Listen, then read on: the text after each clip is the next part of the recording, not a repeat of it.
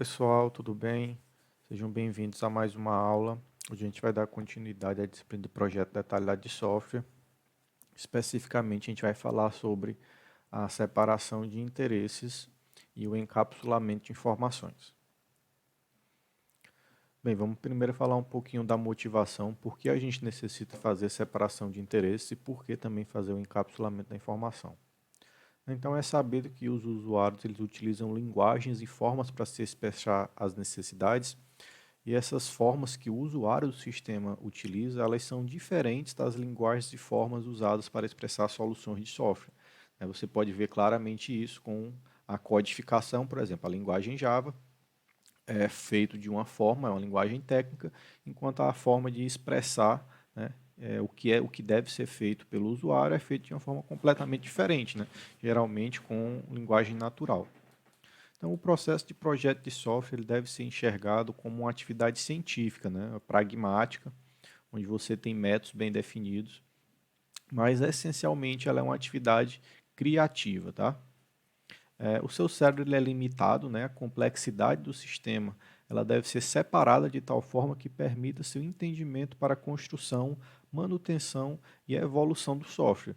Então, quanto melhor você conseguir fazer essa separação de interesses, você vai estar reduzindo a complexidade do software, pelo menos daquele pedaço em específico que você está realizando a abstração. Então, se você reduz a complexidade, você consegue entender de forma melhor, você consegue pensar em soluções mais adequadas para aquele problema. Tá? Então, reduzir a complexidade é um ponto-chave aí na produção e desenvolvimento de software. Desculpa.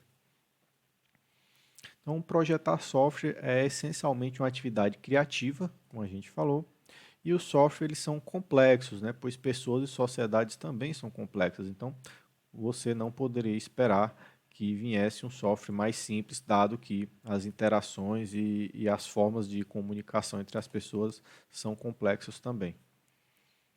Então, Dijkstra, ele falou em 74 que a separação de interesses é uma técnica para a efetiva organização dos pensamentos de uma pessoa.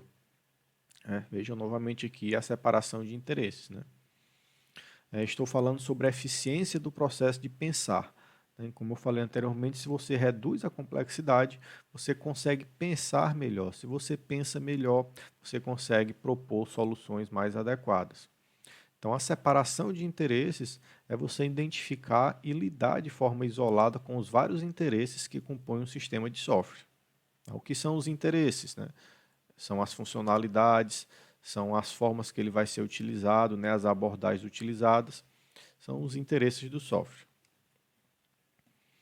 Então, a separação de interesses é o processo de você separar um programa de computador em funcionalidades distintas que se intercedem o mínimo possível. O que esses se intercedem, ou seja, que elas dependem uma da outra ou utilizam uma a outra. Então, quanto mais você separar isso, mais simples vai ficar o seu sistema.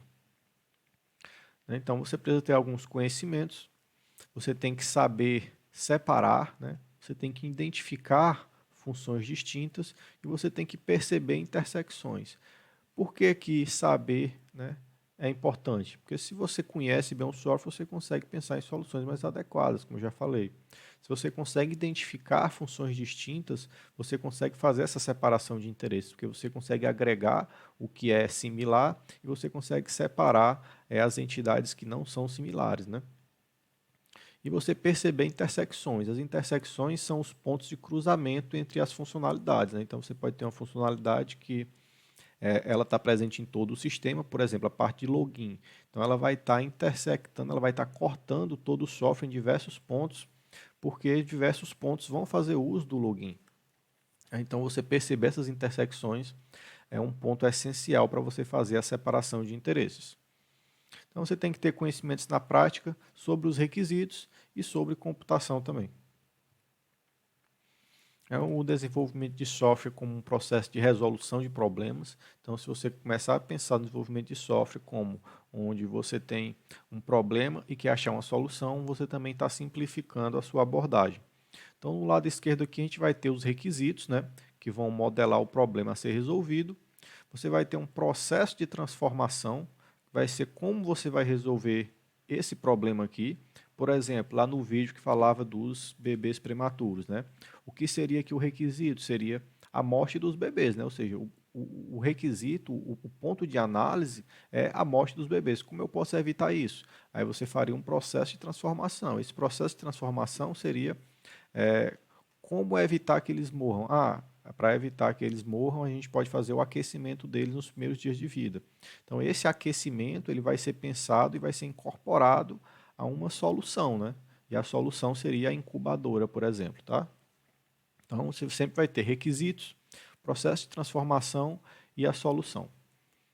Não necessariamente uma solução está mapeada para um requisito. Tá? Você pode ter aqui um requisito que vai modelar um problema ou vários requisitos, e você pode ter várias soluções que vão resolver ou amenizar esse problema. Tá? E também cabe a você escolher qual dessas possíveis soluções é a melhor para ser utilizada. Né? Identificar requisitos que sejam relevantes e expressá-los da forma adequada não é trivial, ou seja, não é uma tarefa fácil você fazer a identificação dos requisitos e expressá-los de forma adequada. É tanto que essa área, né, de análise e interpretação de requisitos, ela já vem sendo estudada há vários anos e até então você não tem métodos completos ou bastante aderentes e você ainda tem muito fracasso de software por conta da má identificação e documentação dos requisitos. Então, ao analisar os requisitos, você deve pensar, eles são relevantes, eles são corretos, eu estou trabalhando na abstração adequada, ou está muito simples, ou está muito complexo. Tá? Então, após você analisar os requisitos, você vai pensar, né, na sua solução. Tá? Você tem aí uma etapa intermediária, né, que é a abstração dos problemas relevantes, que vai fazer o mapeamento de requisitos, problema e solução. Um exemplo 1, né? Tomando esse exemplozinho aqui do RPS, né? Que é requisitos, problema e solução. O requisito seria sistema distribuído. Qual seria o problema? Dentro do sistema distribuído, você tem que ter a preservação da consistência na ocorrência de falhas. E como eu resolvo esse problema? A solução seria um protocolo de recuperação de falhas. Então, a solução ela vai resolver esse problema que foi derivado do requisito aqui, sistema distribuído. Exemplo 2, comércio eletrônico. Né? Você precisa ter uma integração do portal de vendas com o ERP desse sistema. Qual seria a solução? Mecanismos de notificação ou mensageria com garantia de entrega. Você poderia ter diversas outras soluções aqui também, tá? E você deveria elencar qual é mais adequada, dado o seu contexto, para tentar resolver ou amenizar esse problema aqui. Exemplos de interesses, né? Você tem os requisitos do sistema, você tem aspectos de qualidade, como desempenho, robustez, etc. Você tem aspectos entrecortantes, né? Ou seja, aqueles aspectos que eu falei que permeiam todo o sistema, né? Que vão estar presentes em vários pedaços do sistema, como o login, a persistência de dados, etc. Então, eles cortam diversas etapas do sistema. E como você pode fazer a separação de interesses se eles são necessários em diversas partes dos sistemas, tá? Então, você pode ter várias formas de separar os interesses, né? Você vai fazer uso da orientação a objetos, programação funcional, programação estruturada, orientação a aspectos e etc. Um outro exemplo, né, sobre a internet. Então, você pode perceber que a internet ela é dividida aqui no modelo. Isso aqui parece bastante o TCP/IP, né? Digamos que seja aqui o TCP/IP.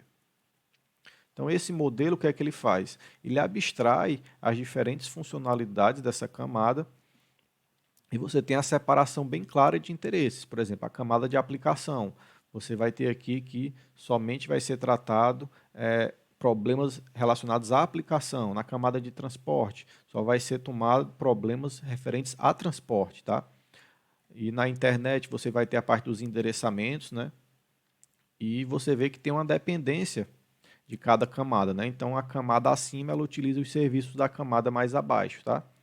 Então a camada de link aqui, ela é responsável por fazer a transmissão física dos dados, né? Transferir os bits, por exemplo, num fio ou numa fibra ótica. Dado que ele fez isso, ele transmitiu os dados de uma ponta a outra, o protocolo aqui da internet, né, a camada, é que vai dizer, esses dados, a camada de baixo ela não sabia o que era, ela só me entregou os dados, e eu sei a quem eu vou entregar esses dados exatamente. E a camada de transporte vai pegar esse endereço e vai fazer a entrega desses dados, e por assim vai. Então você tem uma separação bem clara de interesses no protocolo TCP/IP. Outro exemplo, né? HTML e CSS. O HTML ele vai definir a estrutura do documento, enquanto o CSS vai definir o estilo do documento. Então, claramente, você tem aqui uma separação de interesses, né? O HTML define a estrutura e o CSS é utilizado somente para definir os estilos, tá? Então, você tem uma separação clara também de interesses aqui. Peço que vocês pausem o vídeo agora e tentem fazer esse exercício aqui, tá? Levem aí 5 ou 7 minutinhos e pensem sobre isso. Então, utilizando aquele esquema lá do requisito, problema e solução, né?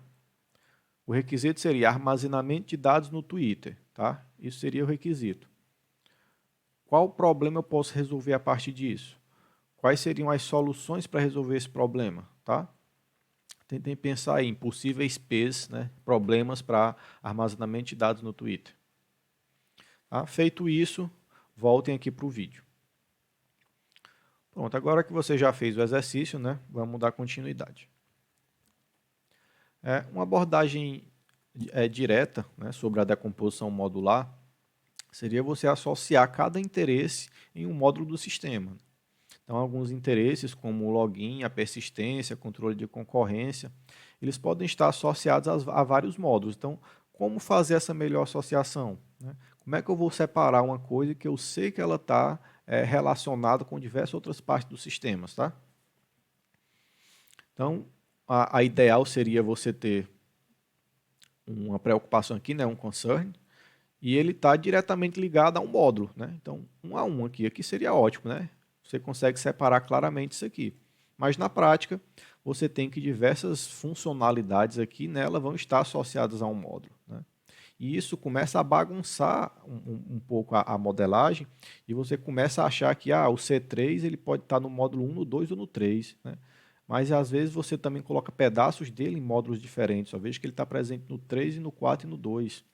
Então, assim, é difícil você fazer essa separação exata porque software é complexo, né? Então, não é uma tarefa trivial, como a gente falou anteriormente, tá? E outra citação aqui, né, de David Parnas, em 72. Começar por uma lista de decisões de projeto difíceis ou decisões que são suscetíveis à mudança. Tá? Então, seria uma dica para você tentar fazer o encapsulamento de informação. Então, ao você isolar decisões de projeto em módulos, evita-se que os demais módulos do sistema mudem em caso de mudança, tá? Então, quando você isola essas decisões de projeto em módulos, você vai evitar que os demais módulos do sistema também mudem em caso você tenha uma mudança naquele módulo primeiro, né? Então, se você separa em módulos, você sabe exatamente onde vai estar cada coisa e quando você precisar alterar alguma coisa, você sabe claramente onde exatamente você vai precisar mexer, né? Então, eu vou mexer no módulo 2. E se você tiver interfaces bem definidas, você evita que essa mudança seja propagada aos demais módulos, né? Ou seja, vai ser feito somente aqui, tá? Então, você reduz aí a complexidade do sistema também. Outro exemplo de encapsulamento de informação, né? É você fazer a decomposição apenas por requisitos. Então, dado que você tem aqui a parte de login, gerenciamento de cliente, gerenciamento de fornecedores. Então, você tem elementos em HTML, CSS, tem modelagem das entidades, SQL, drive banco de dados, etc. E isso vai se repetindo em cada módulo do sistema, né? Então você pode isolar o estilo das páginas, por exemplo, já que o CSS ele se repete aqui nesses módulos.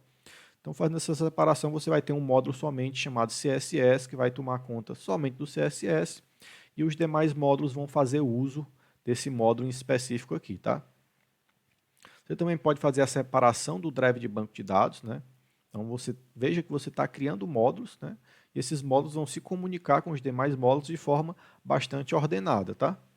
Então, quanto mais você conseguir separar em módulos e garantir que você tem uma separação adequada de interesses e encapsulamento dessa informação, ou seja, você não sabe exatamente como isso aqui está sendo feito, mas eu sei que esse módulo aqui é responsável por cuidar do CSS, então você sabe exatamente onde procurar as coisas, tá? Certo? E para finalizar, não esqueçam que projetar software ele é uma atividade criativa, né, iterativa e não determinística, ou seja, então você tem sempre que todo software ele vai ser quase único, né? Por isso você precisa usar a criatividade, né? Você precisa desenvolver interações para poder ir melhorando ele de forma gradativa e você não vai ter uma receita de bolo que vai lhe dizer, ó, eu quero fazer um software assim, assim, assim. Ah, isso aqui eu já tenho um código pronto, é só aplicar, tá? Raramente você vai você vai achar essa forma de problema, tá? Então, atacar a complexidade é você identificar os problemas relevantes, você controlar o impacto de mudanças e você evitar o acúmulo de interesses, né? Ou seja, você fazer uma boa separação de interesses, você faz a modularização do seu sistema e isso é uma prática excelente para o desenvolvimento de software. Tá, pessoal, essas são algumas referências que foram utilizadas. Gostaria de agradecer e se tiverem alguma dúvida, podem perguntar. E obrigado, até a próxima. Valeu, pessoal. Tchau, tchau.